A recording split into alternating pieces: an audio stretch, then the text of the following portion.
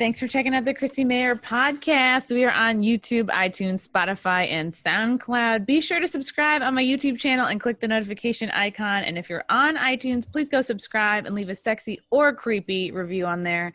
I will be reading the best or worst reviews every week, so long as they are 5 stars. And this review that I'm going to read, let's see, this comes from, I can't really read, the 907 Chic. This is the review. 5 stars, yes. The title of the review is "I Don't Like Podcasts," which I thought this was going to be bad, but here it comes. I am the pickiest when it comes to podcasts, but I found you on Tinfoil Hat, and I haven't stopped listening to you since. Only girl podcaster I like. Well, thank you. Thanks, 907 Chic. I like to be thought of as a girl podcaster. Not a podcaster girl. No. So excited to have this guy on the show today. He has a book out called The New Right, A Journey to the Fringe of American Politics. He is the host of You're Welcome on Gas Digital and Nightshade on Compound Media. Michael Malice, how are you? I am well. This is exciting. I'm really excited. Tell me about your new book and kind of like what was the inspiration behind it? Well, I think there was a lot of misinformation in the press about this whole kind of unorthodox right-wing movement that's been bubbling up for the last 5 or 6 years. And since I've been traveling in those circles and I knew someone was going to have to write a book about it, it might as well be me who can, do it justice and write it from a non-corporate, blue-pilled perspective. So, that's pretty much the gist of it. It's just my look at all the disparate elements that made up this whole broad scene called the New Right, which is still, a very prominent force in American politics. Yeah, when you talk about the New Right, I feel like now what used to be, like when I was in college, I learned about like the radical left and radical feminists. And to me, that now seems like the entire left or most of the left. And now it seems like people in the middle, it takes very little for you to be considered now part of the right. And I think that's part of why Joe Rogan had a lot of success, is I think he represents a lot of people who just aren't automatic lefties, now radical liberals. And I like his kind of questioning nature of things. And I think he mostly, represents a lot of white guys who feel silenced by the whole like woke movement. It makes me feel sad. I'm not even a white guy, but like I'm a white girl, which is almost as bad, I guess. And it just, I think this came about, I don't know if it was more like during the Obama administration, but when do you think the whole like white person point of view started to be like less important sort of in pop culture? That's a great question. This has actually been like a long, gradual process. It was of use in 2008 to delegitimize the potential of voting for John McCain. It's like we were told you really have to vote for Barack Obama because this is like our one shot to elect a black president. And that's not a completely crazy perspective. But very quickly now, we have Trump versus Biden, and we're going to be told that you have to vote for the older, whiter, crazier white guy to fight racism and with a straight face. This has been a long time coming from the universities. It's taken a while to trickle down into Gen Pop and the media. And it's kind of a inversion of, the civil rights movement, where it's kind of like, okay, we're fighting for equality in some broad sense ostensibly, and now like, wait a minute, why do we want equality when we could have a sense of vengeance? And you hear this all the time, this like, you've had your turn, and it's like, because someone happened to look like me, did things and had their turn 50, 40, 20 years ago, that this is supposed to have a reflection on me as an individual. It's a useful technique to assert dominance, especially because if you oppose it, you're being proclaimed to be a white supremacist, because only white supremacists would oppose this. So they do have very effective rhetorical tactics. But I think it is something where it's very a dangerous game to try to force a large percentage of the population to perceive themselves primarily or largely in terms of their race, especially when they have the numbers. So they're playing with fire, and they're also causing like real animosity that doesn't need to be there between different groups. And this is kind of this is a degeneration of what happened in the early 20th century with the idea of Marxism, where you have different classes, and the idea that the workers and the capitalists can't understand each other. They had something called polylogism, like they literally think differently, and there's no communication, there's no point in talking. And when the workers started voting Republican, and the Reagan Democrats in 1980 was the best example, like that was one of the transitions where it's like, oh, it's not that we care about the working man, now we care about minorities, but the logic and the philosophy is heavily the same. And they are arguing for this kind of racial revolution. Yeah, it's really really interesting because like if most people that don't know as much as you, they at least know, okay, Abraham Lincoln mostly is largely responsible for like freeing the slaves and ending slavery, and he was a Republican. And at some point, the Democratic Party was the one that was associated with, oh, we know what's best for Black people, and I kind of wonder, like, how could you simply put that, like, how did that sort of come to be in sort of pop culture, that like, oh, like exactly today, like Biden going on that show and saying, if you don't vote for me, you're not Black. What was it? You ain't The Black. Breakfast Club? He used the vernacular. You So ain't right. yeah. But that's telling that he used that language, because that's Yeah, this because he kind of says code ain't switching. all the time. Right. Yeah, this is something called code switching, and this is something AOC has talked about. This is also kind of happens because historically there's a big overlap in America between racism and classism. And there's a Black author named Zora Neale Hurston. She was one of the stars of the Harlem Renaissance, and she came out of the Black South. The town she grew up in Florida, its name escapes me, was a Black, like the first incorporated Black community. But they all talked in a very Southern, drawly, low class, from Northern ears slang. So when she wrote in that diction, she was often condemned and like, oh, you're making people like talk like that. She goes, just because you talk like this doesn't mean you're unintelligent or anything or a bad person. So this has been a long time to have this kind of issue. Like, are some people going to be representative and things like that. And to me, that's kind of the most racist thing you can do, is like, oh, let me talk a certain way to what I think is connecting with a bunch of people who I'm connecting with a certain socioeconomic status or race. And it's like, I mean, talk about like sweeping generalization. I just don't know why, like Hillary did it, right? AOC did it. She would definitely turn it on, like, different. She would sound more Spanish, sometimes sound Black. And then now with Biden, it's so noticeable because he's so old and white. Yeah. Why do they think that this actually helps, when to the everyday person, we can pick it out and go, oh my God, they're trying way too hard? Like, I don't know. I think, I mean, I don't think Hillary Clinton has been particularly, I mean, she's popular in the Black community because her husband, who grew up with Black people. When you're poor and white in the South, you are going to be growing up with poor Blacks in the South. It's much more integrated in that sense because it is so classist. She does not come from that background. She's this Methodist girl from the suburbs of Chicago. So I guess she was trying her own way to, yeah, she even said it when they said, you're just pandering to Black people. She said, is it working?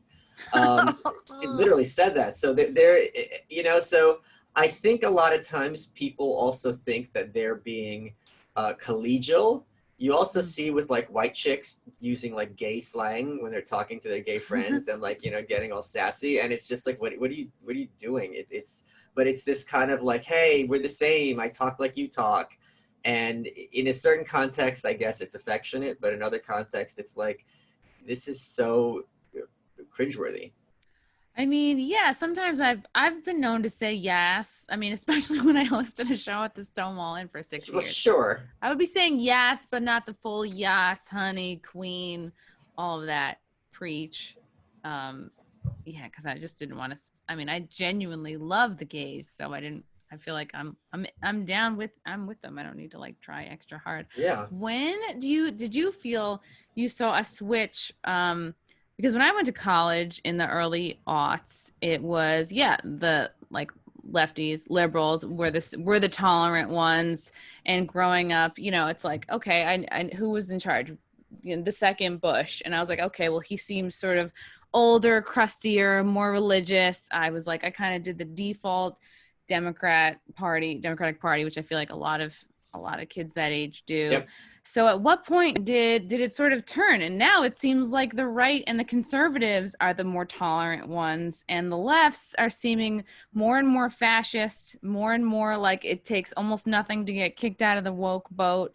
I mean, I had a previous episode with Buck Angel, who is a trans guy, medically transitioned from female to male, didn't have bottom surgery, but he has other trans people telling him that his life is basically like doesn't count, and Buck actually believes like biology exists. There is a biological difference between men and women, but he'll have other trans people. Usually it's more guys that have transitioned from male to female, basically telling him he's wrong, and that's his life, that's his everyday life that he fought for. So when did this switch happen? And now the lefties are like the freaking crazy people. The reason Buck can pass as male, even though I met him, he's got very small hands, because he takes testosterone. And when a human being, male or female, takes testosterone, it is going to have physical consequences for their body, as well as for their psychology. You know, in extreme, you have bodybuilders who have roid rage because they have so much testosterone.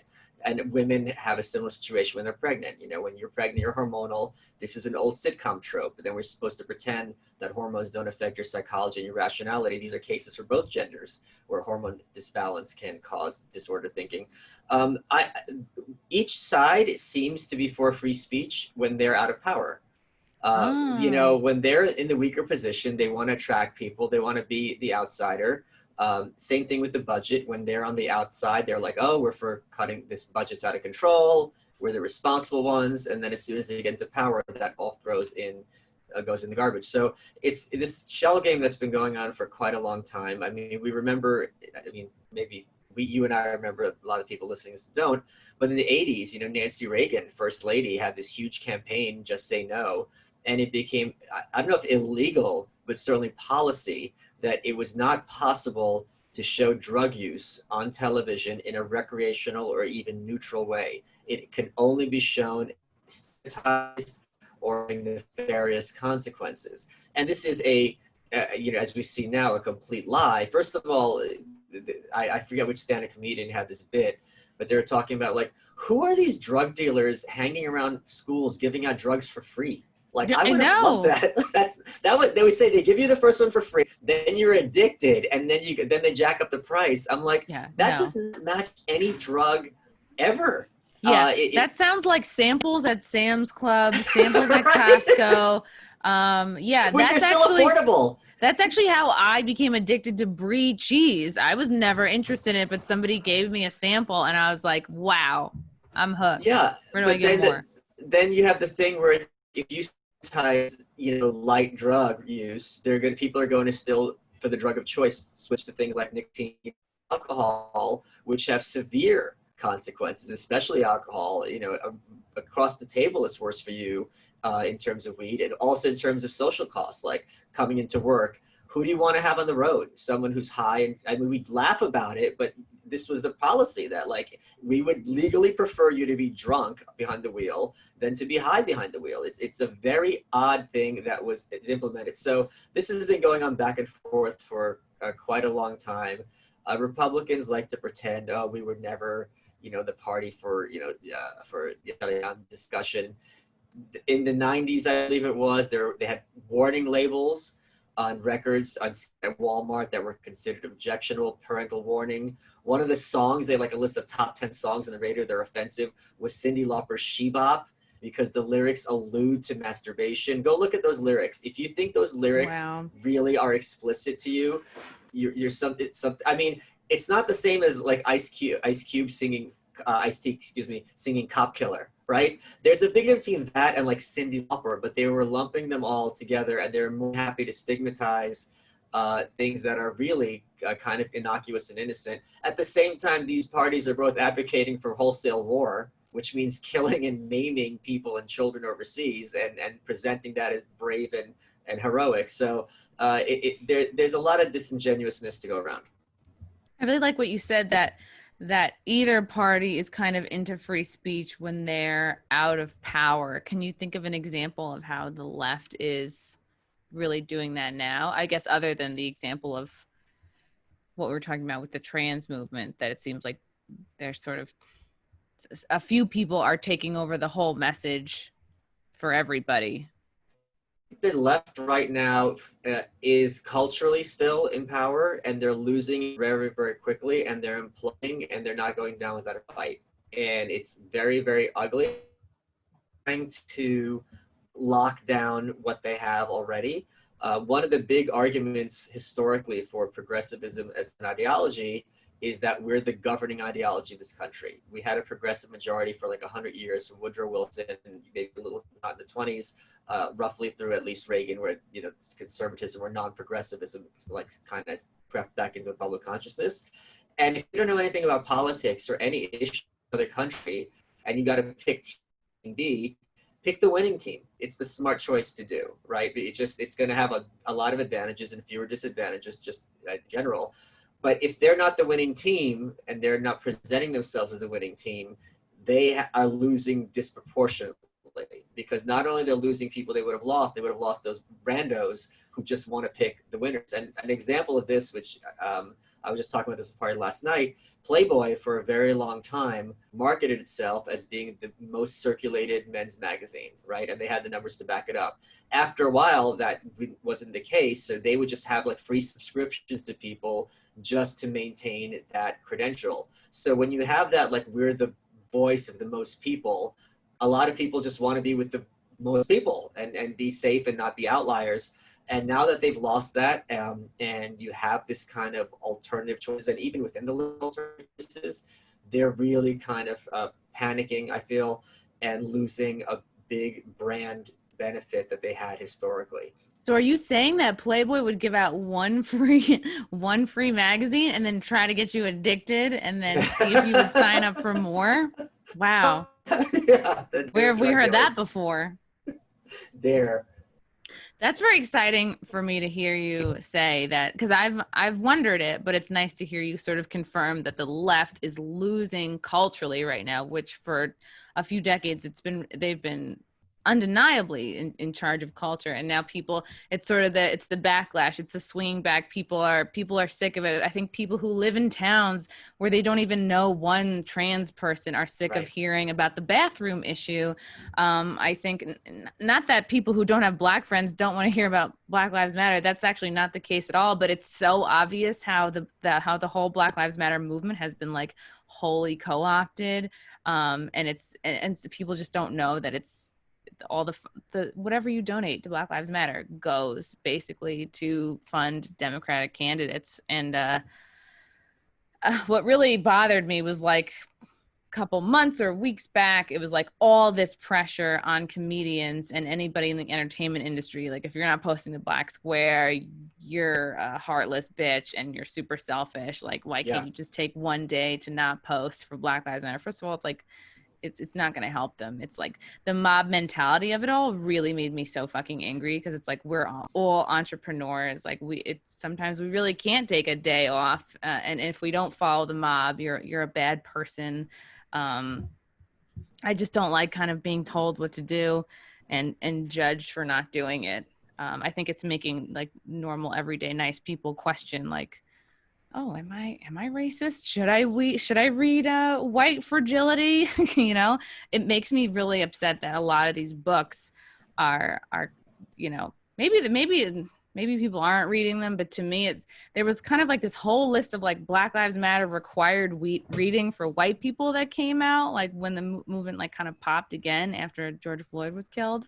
And to me, it just seemed almost like freshman year required reading, and all these books were so like obviously very skewed, like just basically radical leftist. It just seems like something I would kind of read in college in one of my like unfortunately women's studies courses that I took. That's a great example, because I've always said for a long time that the universities are the villains and they're the source of all the poisoning.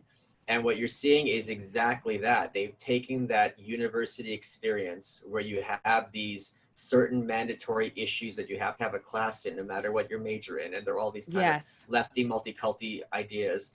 And then now they're trying to port that into America at large. That's a brilliant observation that I'm going to steal from you. Really? Yeah, that's Wow. I really thought you were going smart. to be the one with all the No, observations. no, that's really, really smart. And I'm totally stealing it and not giving you credit. Please do, because I just was like, I was seeing all these That's such a books great laid insight. out in Yeah. different articles, you know, and even, you know, your Cosmos, your Glamours, all your like poppy but probably It's the failing curriculum. magazines. It's the Yeah, I was curriculum for like, this looks America. like curriculum, and I was like, Holy shit, that's so smart. and Yeah. I kind of want to read White Fragility, but in the pages I've seen and what I've seen people post, I was like, it's probably exactly what I think it is. That if, you know, all white people are racist. Number one, all white people are uncomfortable talking about race, and it's because they've benefited from the way things are for so long. They're uncomfortable with any type of change or any type of analysis because, you know, they're obviously in on it and they're obviously benefiting, and they know everything. And Well, you here's know, the thing. It's told for a few years, so there's no shame. It's all about power. So they will use any tool at their disposal in order to further their agenda. So, and they don't care about black people. If black people went away tomorrow, the same thing with, because for a long time it was about the working class, right? The working class. It's funny because in Britain you have the two parties of the Tories, the Conservatives, and then the other party is called the Labour Party. That's roughly the equivalent of our Democrats, the center left party. When a lot of those Labour voters started, or enough of them started voting Tories, the vituperation that was pointed at them from the Labour Party was, you know, it's just same thing with the deplorables here, just absolute utter contempt. And it's like, you're calling yourself the Labour Party and you have no problem just damning people who are laborers. And whatever issue, whoever group it is, if it can further your agenda, it's great. And if it's not, they're in the garbage can.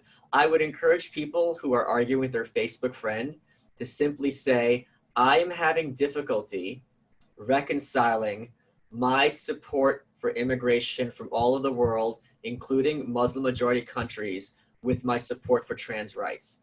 Just put it out there like that and watch people flip out, and you're not saying anything remotely untrue, uncontroversial, or right-wing, and they will not know what to do with it. Because it's not about Muslims, it's not about trans people, it's about domination and control at all costs. And circling back to what I started saying, it used 5 years ago, we need to have a national conversation about race. Remember, Starbucks had a campaign, they got a lot of heat for it, they pulled back, where the baristas were encouraged to write race together on their cups and have a conversation with race with their patrons. When that blew up, you don't remember this? At Starbucks? No. Oh yeah, this was a huge thing. It blew up completely because it's like, how did I miss this? it's so make people so uncomfortable. Maybe because but I then go to it's like, Dunkin' Donuts. when that didn't work, when that didn't work to have the national conversation, now it becomes white people sit down and shut up.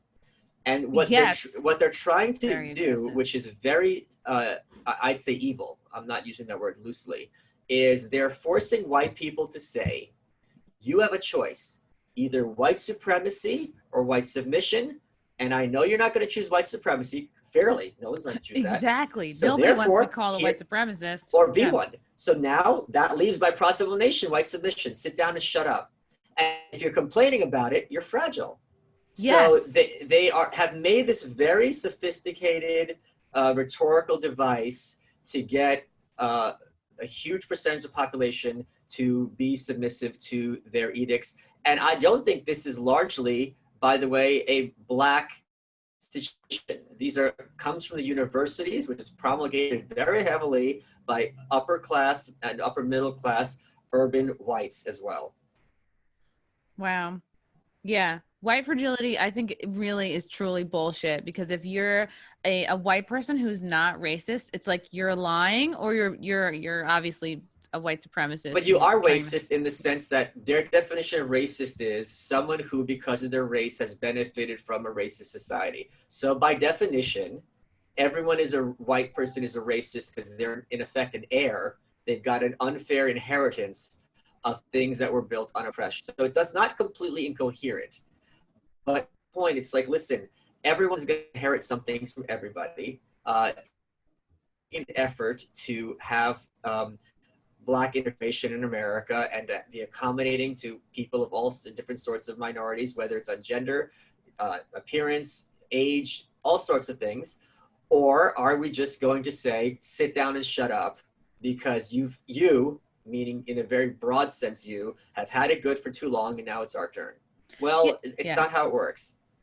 Or One maybe it could is. say, one could say that now a Black or brown person is privileged in that they can very easily play the victim card and very easily shut down conversations in certain groups of people just with that very thing. Like, well, you're white, so you're racist, so you have to shut up. And This the is much whole, more a white thing than a black thing, to use this technique. It's much more often used by whites against other whites.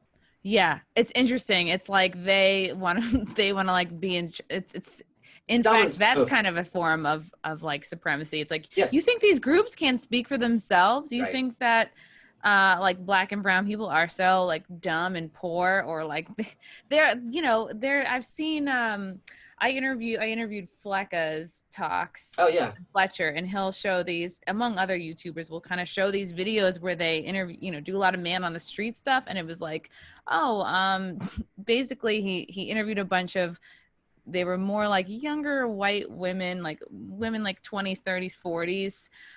But also white, white guys too, saying like, oh, do you think like, you know, asking about underprivileged black and brown people, and they were saying things like, oh yeah, well they don't have good phones or they don't have access to the Yeah. internet, Internet. Yeah. and They don't know how to get driver's they license. don't know how to go to the They're just DMV. walking around like, oh, like with like a knowing where anything is. It's just amazing. And do you think it's and like I'm saying this really ineloquently, but I feel like this type of white person, I don't know what to call them, Karens, I don't know, people that feel Sure. like they need to be the representative, the good kind of white person that's Yeah. here to help and be the hero of all the black and brown people. There's a Do book you called Good White People by Shannon Sullivan. So that's the perfect term. Ooh, Yeah. She's a college okay, professor. okay. Superb.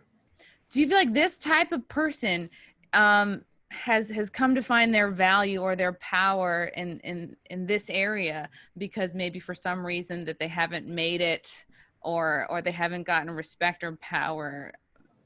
You know what I mean? Like, Yeah. and this This is is the all white this is people, the and this is the they're the hero white people this is the saving. only mechanism that these types will have to have dominance and status. This is the only place where they would be in a position to tell me or you that we need to sit down and shut up, because we would run the table on them by every other metric. Um, and it's once you see it for what it is, they're completely powerless. You can see that they are so emotionally invested, because when you push back at what they're trying to do, the reaction is so over the top, emotional, and overdrawn. And yet when you talk to black people or Hispanic people or Asians about race, they do not react in this way. They are, for the most part, obviously there's some exceptions, especially among the college educated, but for the most part, it's much easier to have a conversation with race about these issues than about someone who's come in there. And I call them jihadis without testosterone, because they very much have this vision of taking over the country and the world. And if you're in their way, they're really going to have an issue with you. And the ones they go after the hardest, just like the jihadis in the Middle East, are the moderates. So people Oh who are wow. moderate black, moderate Hispanic, even conservative, the vituperation, the way they are comfortable speaking about them, is just beyond the pale, pun intended. And I'll give you an example for you.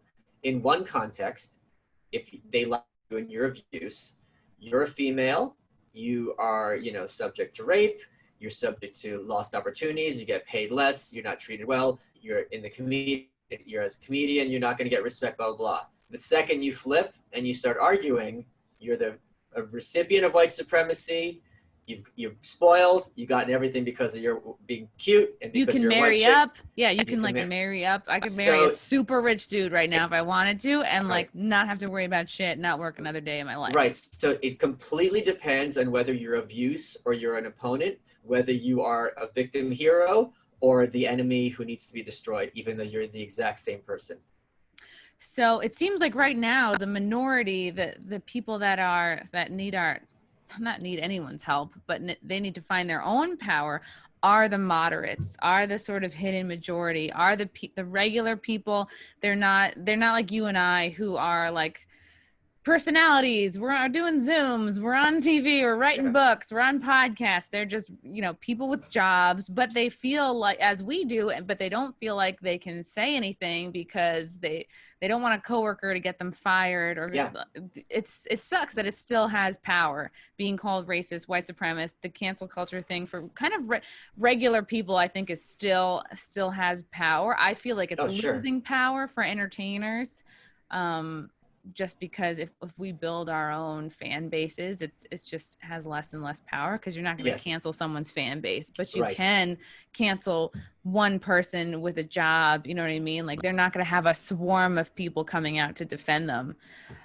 This is why I get a lot of support from people who do support me financially. Like, they go to my locals, my malice.locals.com, or they give me like PayPal tips, because I'm surprised what percentage of my supporters young dudes who are incels.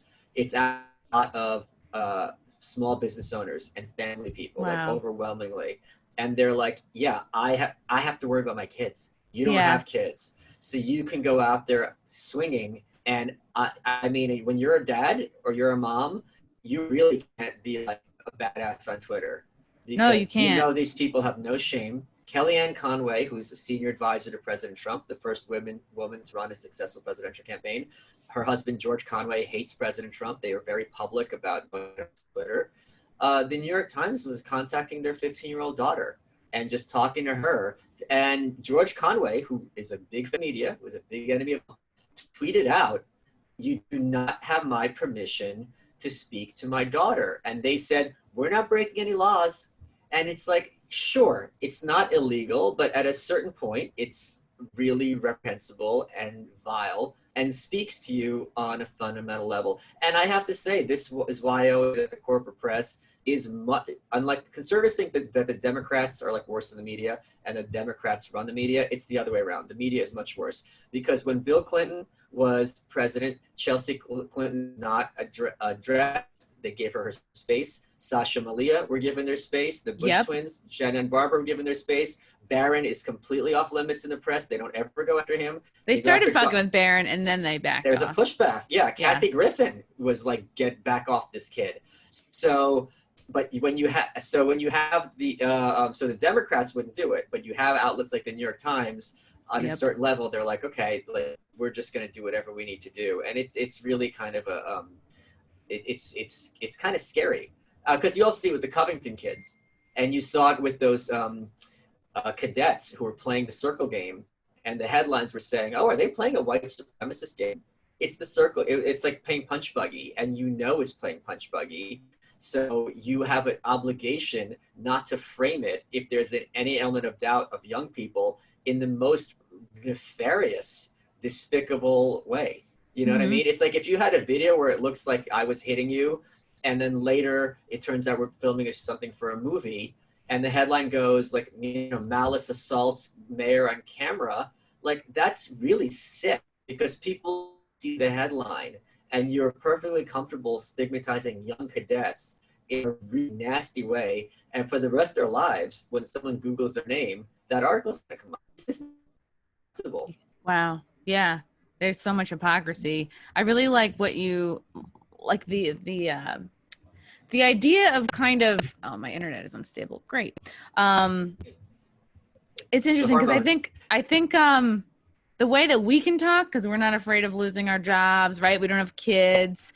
There is kind of a privilege there, but for the everyday sort of like American working, they're a mom or dad, I think it might be good, to like, I don't know, like what you said, if you're a person who's not sure how to fight back to your Facebook friends, it's the way you did it so perfectly. You were able to kind of separate very eloquently I think it was the trans movement, or like, no, it was immigration with either the trans movement or Black Lives Matter. And I think more of that would benefit, our listeners. Here are the kinds of things you can say to not lose your power or your point of view, but still, I think people are looking for a way to fight back. I think a lot of people are sick and tired of like, the feeling has been, I guess I can't say anything. I guess I have to be quiet. And then you get this woman from Westchester, Tina, who's not an entertainer, who didn't have any shows. I don't know if you saw her, but this woman went viral because she was just ranting about like Cuomo and Black Lives Matter and everything, the same topics that we talk about. But she kind of was coming from like an every woman's point of view of like, fuck this. This is why Cuomo sucks.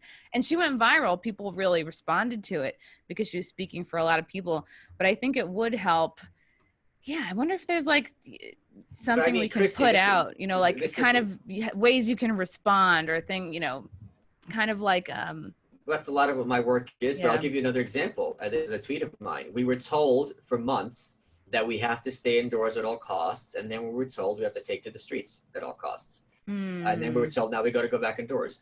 And when you point out that this is what we were told, you don't have to say vote Trump, Biden's terrible, Biden's great. All you have to do is these same people told you contradictory things. Yeah. And once you point out someone is saying things to you contradictorily, giving you orders that don't make sense, right away, what happens is you're going to have some distrust or animosity towards this entity.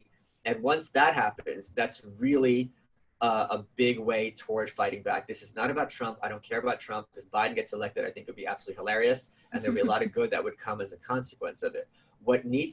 No one is going to tell me that Joe Biden is anywhere near as nefarious and has as much animosity towards the people of this country as the New York Times.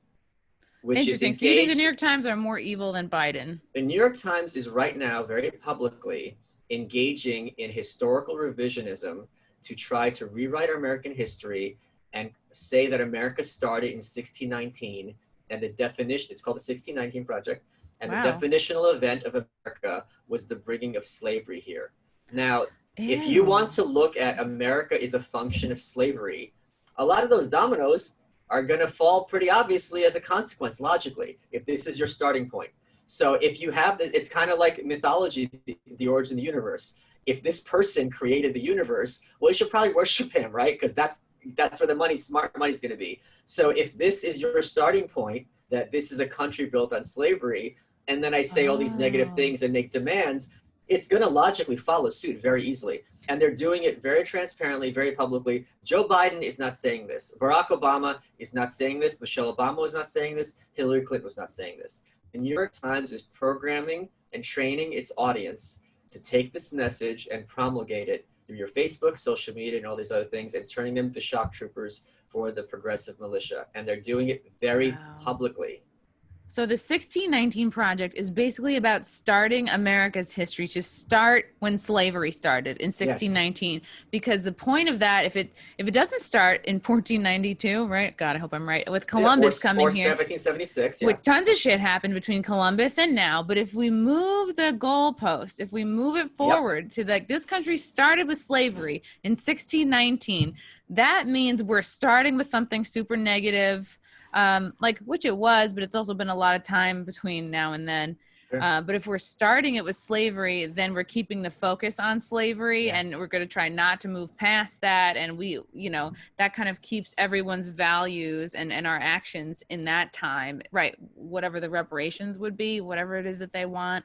And that, maybe Black people, right? This is the idea. This is why I guess maybe Black supremacy has more legitimacy. I don't know, more than just like the overcorrection of whatever it seems that the values are.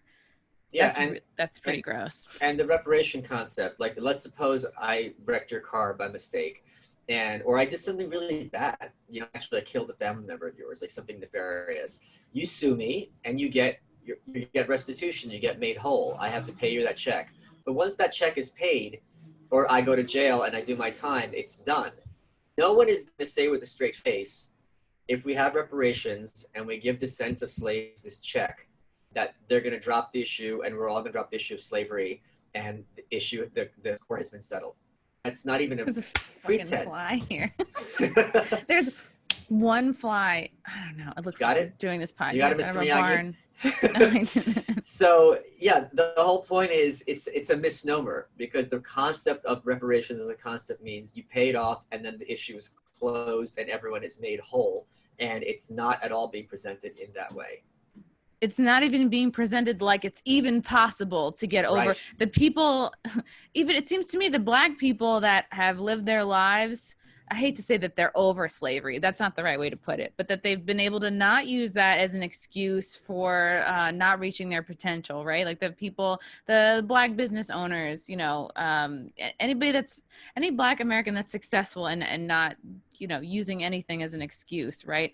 Um, you would say those are the people that are like, over slavery. It's kind of like And one more telling thing to them they're interrupt you, wrong in a way. a lot of racism doesn't have to be a function of slavery. If I am an immigrant from China and I am racist and I'm treating my employees poorly because they're Black, that's not a function of slavery. That's a function of prejudice. And Yeah. that's a function of Chinese prejudice. So that's another thing that is kind of a bait and switch to say that all racism is a function of slavery. It's not at all. Wow. This is crazy. This is a lot. This is a very interesting topic though, for sure. And I think just Joe Rogan is so fascinating. I want to come back to Joe Rogan because what was my point? Oh, my point with, like, when you said we were told to keep the way that the everyday person can respond to craziness online, not feel like they have to be silent. They have to just take it. They have to just like let the bullies win, right? If you keep it focused on we were told, then we're looking at the government messages, the media's messages, and we can all unite together, which is how we have the most power. There's more of us than there are of them.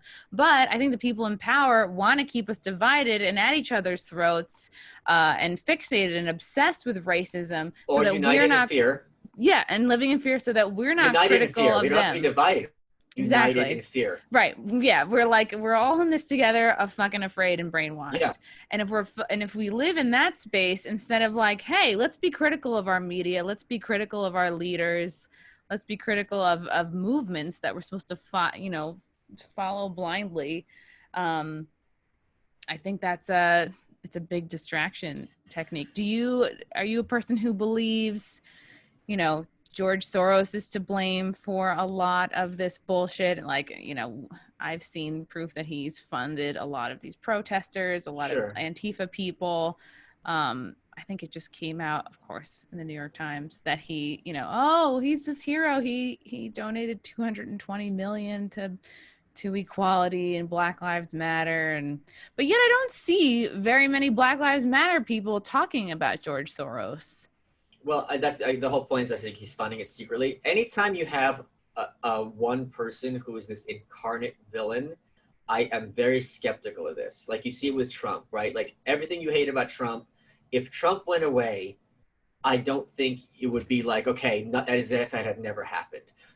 Rick Wilson, who's a neo-Confederate commentator who's often on CNN, he was on The Late Show with Stephen Colbert recently, and they just eviscerated him.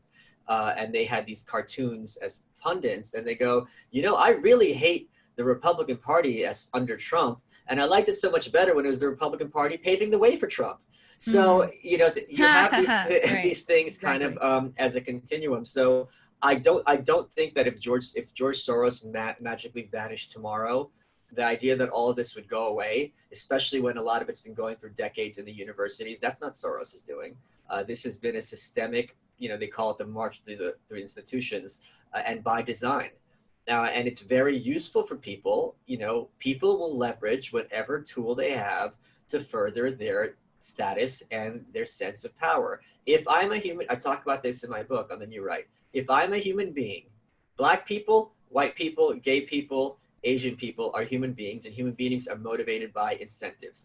If you say, if I wish I had $1 million and $1 million would appear, a lot of people would say it, right?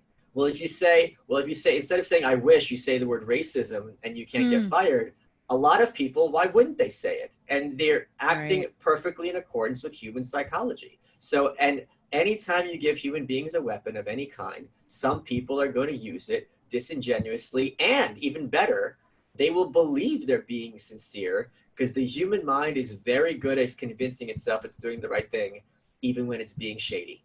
And we've received a lot of positive feedback. Like if we're thinking as like adults, as kids, you know, like we've been receiving, like if our parents are like the powers that be in the media, like we've been taught it's good. Like words are really powerful. If you call somebody a racist, a white Yeah. supremacist, anything, wow, that's like, that's hitting like, you know, at the carnival, that's hitting like the top, like dong on like the hammer thing. Wow, I don't even know what the fuck I'm saying right now, but That's it's the like strength. Yeah. You know that exactly what you're it's saying. getting so much positive feedback. Like, wow, calling somebody these words gives me a lot of power and gives me what I want. People see that happening, and then more and more people do it. We didn't have this many Karens, you know, several few years ago.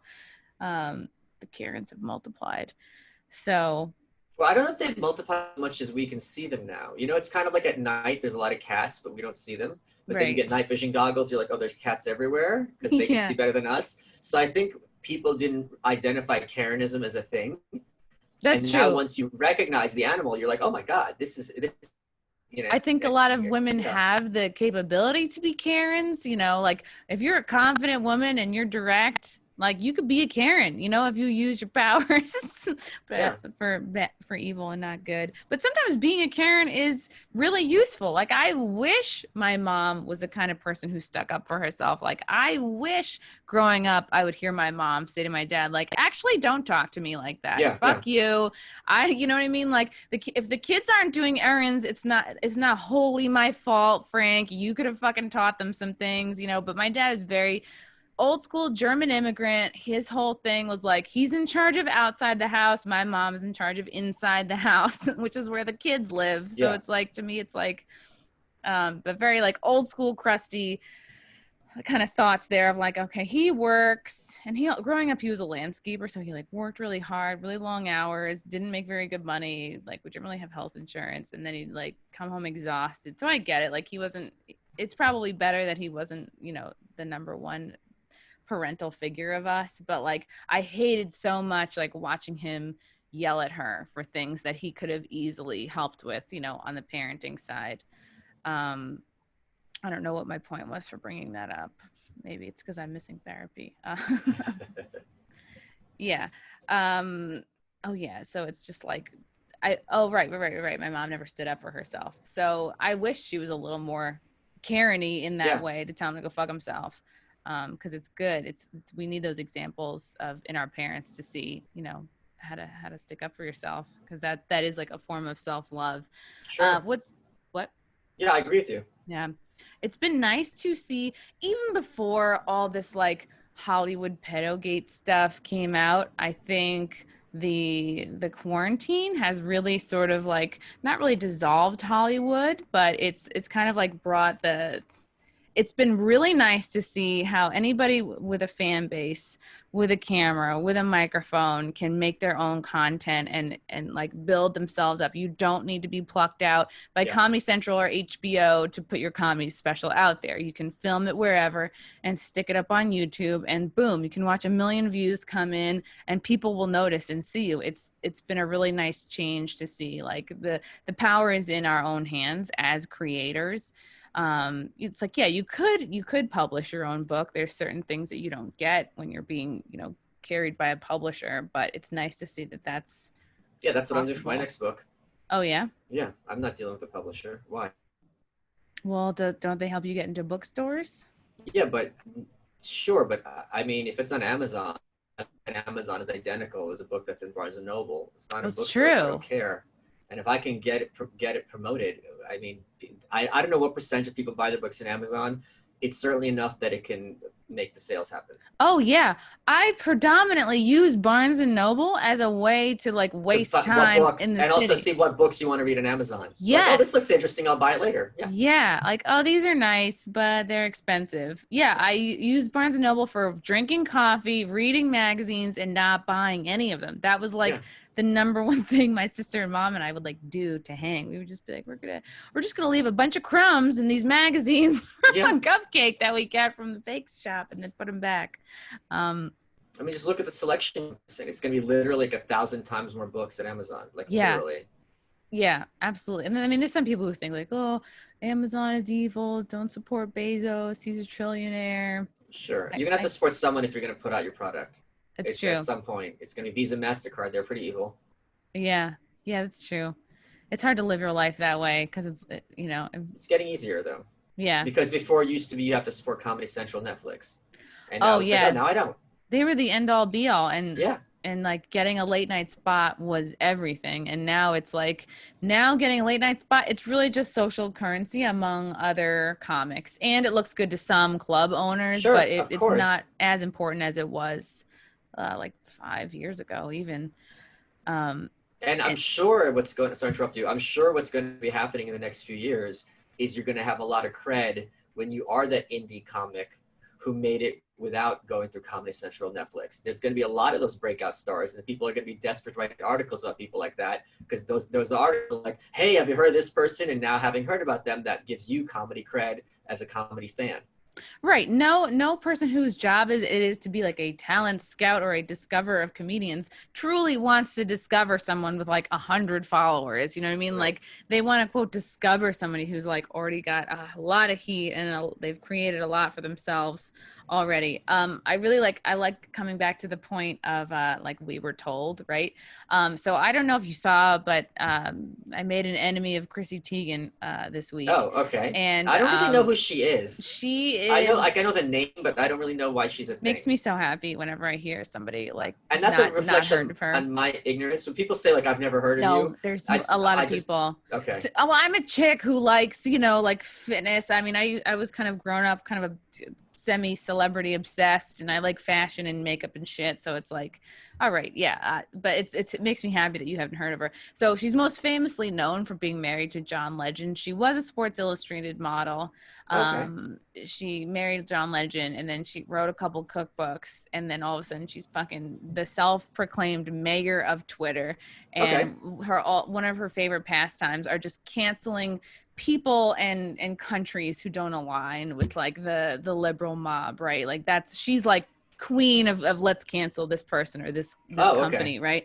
So people have been sort of like sniffing at her for like this pedogate stuff, and a lot of pictures of her with the Clintons, and people have seen her name on some of the Epstein flight Oh, logs. wow. And Holy crap. That's no joke. yeah, we were checking into her like her tweets. Like there's this thing called Social Blade where you can check tweets, and I use it for seeing like how many comedians buy followers, because if you see a steep increase, like not even Oh, a gradual interesting. increase in followers, if you see somebody going along like this and then boop 20,000 followers on one day, they bought followers. So to Or they me could have been on that's Rogan. right, but then Yeah, you or, line it up yeah, with yeah, what yeah. has this I'm just person saying. done, Yeah, yeah, and if it exactly. doesn't line up with any big media dates, then you go okay. um Smart. so we had looked up Chrissy Social Teigen. Blade?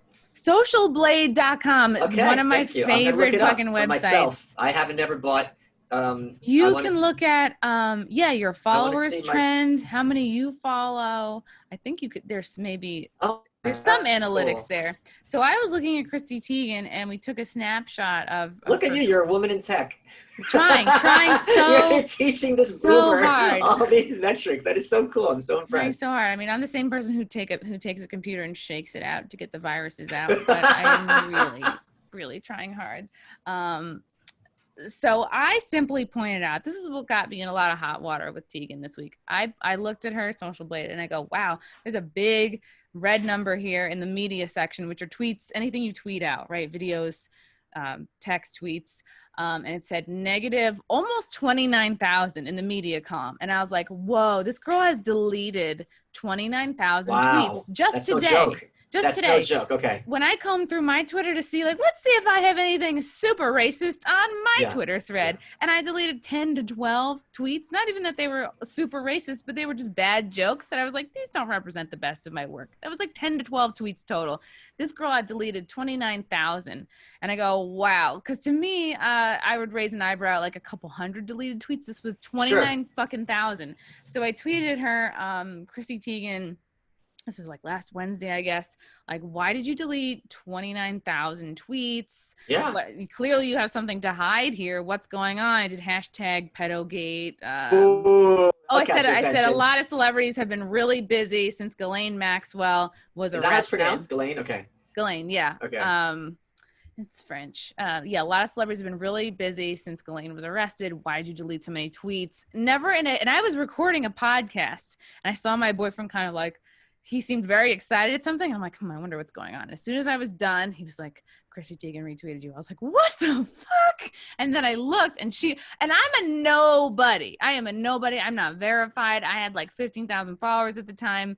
I'm not even like in her, I'm a comedian / podcaster, right? So she retweeted my tweet and said, no, actually it was 60,000 tweets because I'm sick of, crazies like you telling me that I'm linked with Epstein. Like, she really should have ignored my tweet. Yeah. But the fact that she Streisand effect. Yeah. corrected me to say that it was actually double what I thought. And that's what's Social Blades, the numbers had cut off for the day. So the counting, so if you look now, you'll see that it actually is close to 60,000 because it deleted approximately 30,000 over 2 days. But I guess the count cut off. So she responded to correct me. No, it's actually 60,000 because I'm sick of all you conspiracy people linking me with Epstein. And I was like, girl, you could have just been quiet on this. You could have just said nothing. And turns out there were a lot of conspiracy people and QAnon people that have been slowly over the years watching her Twitter, screenshotting like creepy tweets from her. I did a video with my conspiracy friend Riz Flex, and she laid it out. I'll have to send it to you. She laid it out really, really well. Ton of research on what Chrissy Teigen's background is, why people are kind of linking her to Epstein. She had gone on a red carpet and somebody asked her what was her best sexual experience in public or whatever, and she said, oh, the Obama thing. And then John Legend's face was like, and she was like, oops, I'm in trouble. This was Chrissy Teigen and John Legend. And he was like, but it wasn't at the White House and it was before he was in office. So she basically admits to having like an orgy with the Obamas, and other people had been over time saving her tweets, like creepy, like a lot of Pizzagate code words. Can I say something? Like, one of my followers had a great tweet, which I love throwing out, where they said Pizzagate aged better than Russiagate. Yes. And it absolutely did. Oh yeah, it's absolutely. Really disturbing. So what I didn't realize is that I kind of lit a match to something that had been simmering and burning up behind the scenes for like a long time, because as soon as I did that, it was like and I don't have tweets like this, it's in like the thousands of retweets and the thousands of likes, and everybody else started coming out pasting all the tweets of hers that they had saved over the years. Like, why are you saying that toddlers and tiaras are sexy? Why are you saying you want to watch teens give birth? Why are you saying that you want to what's the guy with the laptop? Jared from Subway? Who? The guy with the laptop with all the questionable shit Anthony on Weiner. Yeah, why do I want Anthony? I want the guy with the laptop. The guy with the laptop. Anthony Weiner is that one guy who has a laptop. Really narrows it down. Tweet that said, I want to Anthony Weiner this kid. I fucking, as a person, love the food of pizza. I don't think I've tweeted once about pizza in my whole life, but so many tweets are, I love pizza. I want pizza. Brad Pitt just handed me pizza. I woke up with pizza all over my chest, and it was messy. And a lot of people, so I sent that one out, and it kind of was a catalyst to like a public meltdown for Chrissy Teigen. Oh, fuck. Good for you. After that, and then more people came after her. But let me just also add for the audience, I had to discuss Pizzagate a bit for my book, and they wanted to dismiss it as ridiculous. Those posts from James Elefantis and the emails they found were, I'm not saying they're pedophile emails, they're clearly code. Because there are things like, oh, the pizza was really angry tonight. Maybe it's drugs, maybe it's hookers. I don't know. You can't read these emails and think they're talking about pizza. Right. I'm not at all implying this has to do with pedophilia. But to say that they're innocent is literally not possible. It is absolutely code. Sam Tripoli showed in one of his podcasts there is absolutely evidence to support that there is a basement in Comet Pizza. Elefantis said it's where he would store all of his tomatoes and shit. Like he said that in an interview. Why wouldn't there be a basement? Why wouldn't there be a basement in Pizzeria? Why is that weird? Unless it's like in, I don't know, New Orleans and it's swamp. Like there's most people have basements. Yeah. Yes. So after this 60,000 tweet deletion, I called her out. Everybody's piling on, right? You would think someone who's too good to respond to any of this is responding like crazy. I disagree, because I think when you're deleting all those tweets, that means you're afraid, and now you're trying to get in front of the story. ugh, and it Don't looks you so think? bad. She But should have don't you just ignored think? it. Then she But I don't. blocked 1 Oh, million people, Mike. She blocked 1 million people. And I was part of that block because I was like, she's going to block me any fucking minute now. I'm checking. No, I guess we're cool. I guess she doesn't want to block me because that makes it look like I'm yeah, telling the yeah. truth. But then I go unblocked and I keep seeing everybody's getting blocked. And I go, let's start the hashtag Chrissy Teigen blocked me. And then I see that's trending. And then I see that, and now she sent all her PR people out in front of it, right? She's putting out her statements like, Chrissy Teigen blocked 1 million people because she's afraid for her family. She said that on the reply tweet of mine. Also, I forgot to say that. She's like, Yeah, I Chrissy deleted them. Mayer, modern day murderer. Oh my God. She's like, I deleted all these tweets because I'm afraid of my family. I'm like, what? You're a fucking hero because you reproduced? You're a hero because you're a mom? Because you're a mom, you get a get out of jail free card for all the creepy shit you've said. I hated that so much. I was like, nobody's saying anything about your family. Nobody gives a fuck about your family. Like, you're just doing this to kind of deflect it. Of Oh, course. my Alyssa Milano family. did the same thing. Did you see that? What she did? No. It was really disturbing, and I hit her very hard. Ooh. Some Trump fan went after her disgustingly, and they photoshopped an asshole on her mouth. Okay, I'm sure you've gotten shit like this. It wasn't. If you watched it, you're like, this is stupid. Like it's funny in concept, but it's like, you don't need to see this. Wait, they put She an asshole on her mouth? yeah. Okay. Maybe we have different senses of humor. I think I would She need to see it. Yeah, she I'm going to retweets Google it it. and goes, "Hey, Milo and whatever the daughter's name is, let's say plus Sandy, I don't remember the daughter's name. Look at what Trump supporters are sending to your mommy. Because she's standing up for issues. Mommy loves you very much." And I wrote back and go, "The difference between you and Hamas is Hamas feels bad about using kids as human shields. Like, why are you retweeting this? First of all, why are your kids on Twitter? Why are you? That's If you funny. want to send it to your kids, show it to them on your phone. You don't have to do it publicly. And it's Yeah. really sick that you are a public figure. You go very viciously after many people, which is your right. And frankly, it's often a good thing when people do that because there's bad people who should be taken down. As soon as you get a horrible picture, which is not even it's not like you're Photoshop naked or engaged in some kind of perverse sexual act. You have to blow it up and be like Wow. a pariah. You're pathetic. And this is the same thing. It's like, oh, it's my kids. No one dragged your kids into this. You're the one dragging the kids into this, and no one would. Okay, It's so your by the way, shit. for anybody following along, do not do what I just did, which was Google Alyssa Milano asshole on mouth. Do not do that. It's got a lot of stuff. It's coming up that I didn't want to see. It's all good. I'll find it. Yeah, that's really disgusting. Like my therapist always tells me, people have kids for different reasons, and it's gross to see people Yeah. using their kids for like social points or political gain or whatever. Some anti-Semite, it was really, really funny. This was hilarious. Someone came at me this morning because I was thinking about moving to Austin because my social group was being just eviscerated, people moving out. And I just tweeted out, I'm like, hey, another of my friends moved for Austin. Like if I had to move there, I'd have to learn how to drive. And someone came at me, they're like, like another Yankee, what was it, carpetbagger, like stay where you belong. And I just wrote like, stay mad, bitch. And they got all Yeah. anti-Semitic at me. This was like, you shouldn't be coming here. And I go, the only place I was Wow. coming is in your mom. And they go, she's been dead for a year, you Jew moron. Why it's funny. And it's Yeah. like, oh, I feel so stupid. Like your mom's dead. I'm a moron. How dumb of me. It's amazing what people feel comfortable invoking to win some kind of Twitter beef. Yeah.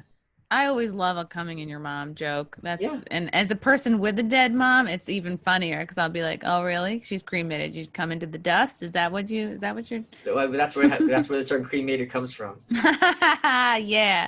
Yeah. It should be a porn term. What was the point of me bringing up the Chrissy Teigen thing is that, there were all these people waiting in the wings with all this proof. And she probably looked at my thing and go, oh, this is not a blue check mark. This is not one of my peers. She doesn't have a big following. I'm just going to sort of put her in her place and call her a troll. And nip this in the bud. Yeah, and then she had her PR team out in front of it sending their like statements to all like the Daily Mail and everything. Oh, Chrissy Teigen's afraid for her family's lives. There's so many crazy conspiracy theorists, and then she blocked 1 million people. And that's why, because she's afraid for her family, not because she was caught doing some sketchy shit. Yeah. And then I think she made her profile private for about a day. which is, she's like, this is my private club of 13 million. And it's like, even that shit is news because she's just someone that needs to be in the news all the time. Yeah. And think she went like unprivate or something. I don't know. But my intent was not to like bring her down or cancel her. I was just doing Yeah, a, of hey, course. let's shine a light on the fact that you deleted so many fucking tweets. You know, like, are people seeing this? It seems like you have something to hide. I wasn't like flat out saying like Yeah. Chrissy Teigen's a pedophile, although people are saying that.